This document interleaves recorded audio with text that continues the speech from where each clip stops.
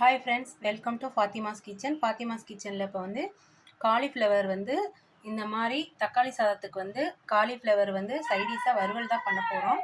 வாங்க இதை எப்படி செய்யலான்னு பார்க்கலாம். ஃபஸ்ட்டு வந்து காலிஃப்ளவரை நல்லா நறுக்கி சுடுதண்ணில் போட்டு எடுத்து வச்சுக்கிறணும்.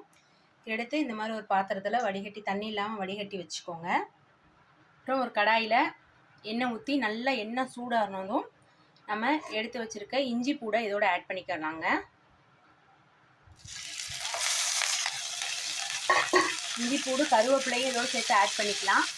இஞ்சி பூடு வந்து நல்லா ஃப்ரெஷ்ஷான இஞ்சி பூடாக சேர்த்துக்கோங்க, அப்போ தான் ரொம்ப டேஸ்ட்டாக இருக்கும், சூப்பராகவும் இருக்கும். இதில் வந்து இப்போ நம்ம இதுக்கு பொடின்னு பார்த்தோம்னா சிக்கன் பொடி தானங்க நான் ஆட் பண்ண போகிறேன். இப்போ வந்து இதுக்கு வந்து சிக்கன் பொடி மட்டும்தான் நம்ம ஆட் பண்ண போகிறோம். சிக்கன் பொடியோட கொஞ்சோன்னு வந்து வெறும் கறி மசால் பொடி ஆட் பண்ணிக்கோங்க, ரொம்பவே டேஸ்ட்டாக இருக்கும், சூப்பராகவும் இருக்கும்.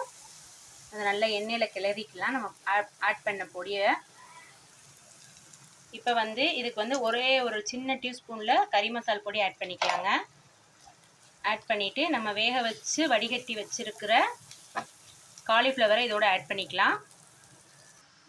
இப்போ நம்ம வந்து வேக வச்சுருக்க காலிஃப்ளவரை இதோட ஆட் பண்ணிக்கலாங்க.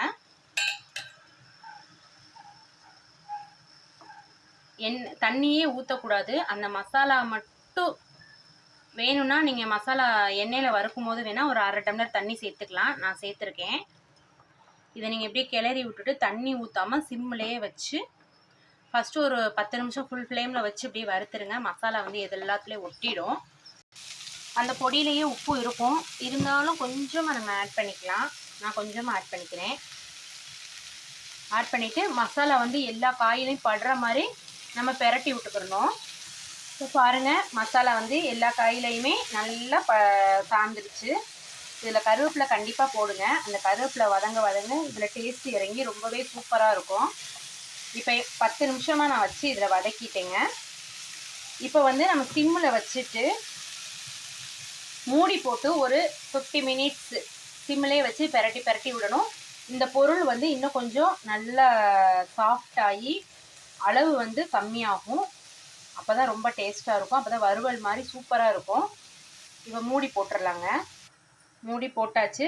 ஒரு 50 மினிட்ஸ் வந்து சிம்லேயே அது வேகட்டும், அப்போ தான் கொஞ்சம் வறுவல் மாதிரி சூப்பராக நல்லா டேஸ்ட்டாக இருக்கும்.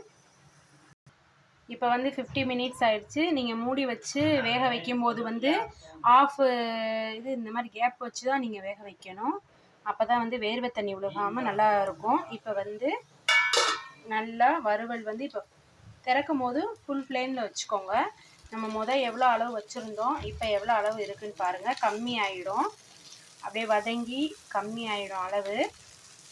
இந்த மாதிரி சைடிஷுக்கு தக்காளி சாதத்துக்கு தேங்காய் சாதம் இந்த மாதிரி சைடிஷாக வச்சு சாப்பிட்டிங்கன்னா ரொம்பவே சூப்பராக இருக்கும், டேஸ்ட்டாக இருக்கும். நீங்களும் இதே மெத்தடை ஃபாலோ பண்ணி இதே மாதிரி காலிஃப்ளவர் வறுவல் செய்து பாருங்கள். இந்த வீடியோஸ் பிடித்திருந்தால் மறக்காமல் சப்ஸ்கிரைப் பண்ணுங்கள், லைக் பண்ணுங்கள், ஷேர் பண்ணுங்கள் ஃப்ரெண்ட்ஸ், கமெண்ட் பண்ணுங்கள் ஃப்ரெண்ட்ஸ். தேங்க்யூ.